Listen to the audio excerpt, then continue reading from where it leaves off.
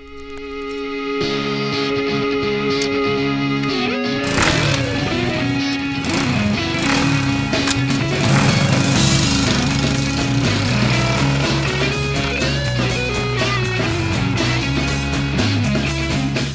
there are three different styles or evolutions of the carburetors used on the CB and CL350. This is an early style, shows up like on the 68s and 69s. This is the mid style, which is like 69 to like 70, 71-ish. And then this is the late style, which went to the end of the production run in 73. So we're going to start with the early style so you can identify it, because again, the parts are slightly different between carburetors.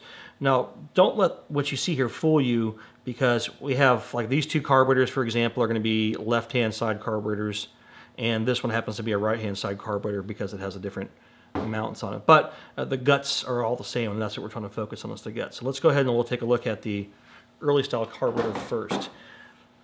And so some quick identifiers on this early style carburetor is that, one, the float bowl is of a different shape here. See how it has this kind of square body to it, and there's no protruding drain nipple right here. It just has a little tiny kind of hole cast into the body of it. Additionally, it's going to have a very small headed drain screw here, and then some other unique features are going to be, here's the fuel inlet. It's going to come into this elbow into the side of the carburetor here. That's a very distinctive feature on this style carburetor.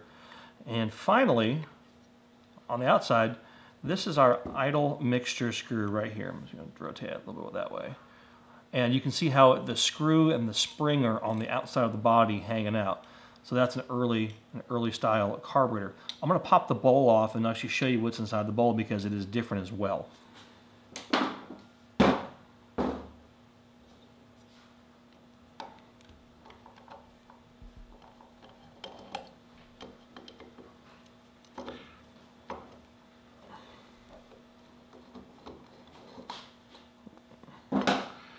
Alright, so here's our bowl coming off, and so here is the float setup in this carburetor. Actually, here's our, we call this the jet retaining bracket, main jet and secondary jet. I'm going to just wiggle those out there. And here is our float, and it's actually what I call a square style float. I call it a bread loaf because it's not totally a round circle. This only shows up in the first generation of these carburetors. The later style generation carburetors have the round style float. So if you open the float bowl and this is what you see, that's how you know you have an early style carburetor as well. But the other features I pointed out are the other easy identifiers for this. Replacement floats for this are also available. We do have them. We'll talk about it here in a little while when we show you all the different parts that these carburetors can take. So we're going to go on to the mid-style carburetor and show you what's unique about it. This is what I call a mid-generation carburetor, and some of the identifying features about it are, one, like the float bowl is a little bit different shape. We can see how it's a little bit more like a house shape, and I'm going to bring the other one in here. That's the very first generation. So this is like a trapezoid. This one's like more like a hexagon with a flat spot right here. You'll also notice that it has the overflow drain nipple right here on the carburetor, but the drain screw is still a small-headed screw. On the other carburetor we'll show you, you'll see a different type of screw here. Other features are, this is the fuel inlet here on the bottom. This one happens to be missing a little brass nipple. Ideally it has one in here that looks like this, that's bigger. This one's missing.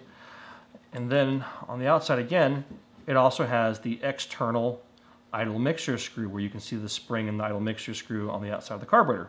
I'm going to pop the bowl open real quick and you're going to see the inside guts. Are they different?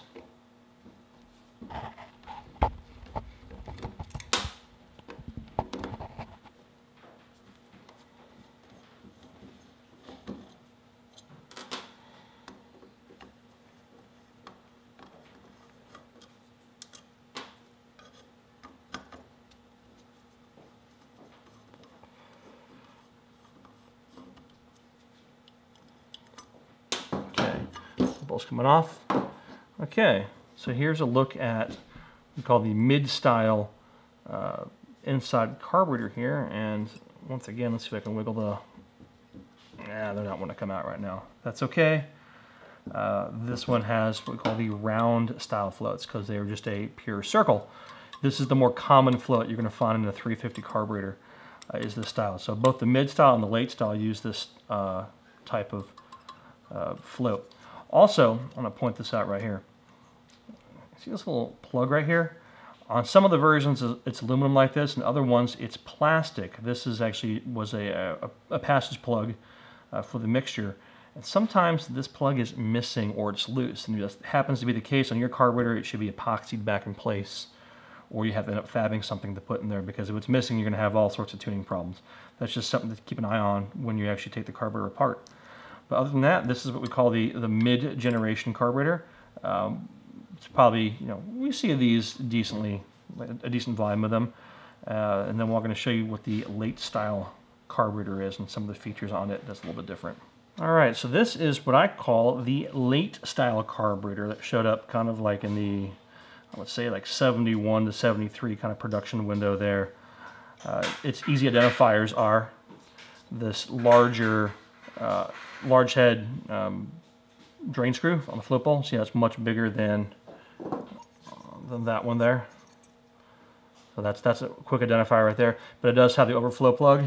It does have the fuel inlet in the same spot. The other identifier that's really important on it is that idle mixture screw.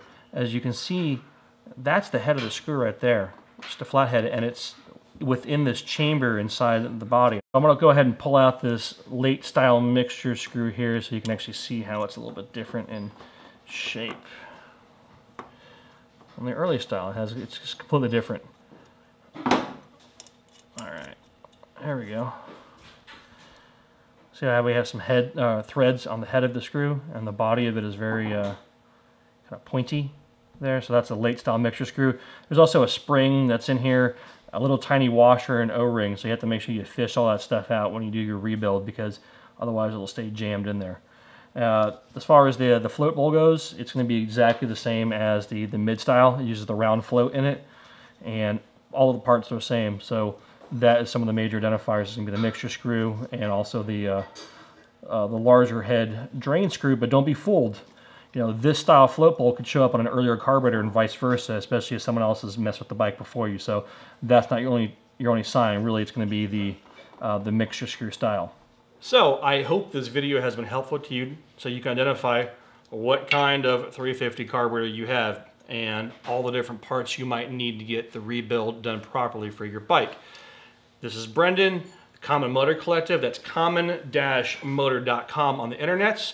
Thanks for watching. We'll see you next time. If you need help with anything, please drop us a line through the website, our contact form. We're glad to help you out. And good luck with your carburetors, or carburetors. Yeah, no, I'm not gonna do that. All right, see you next time.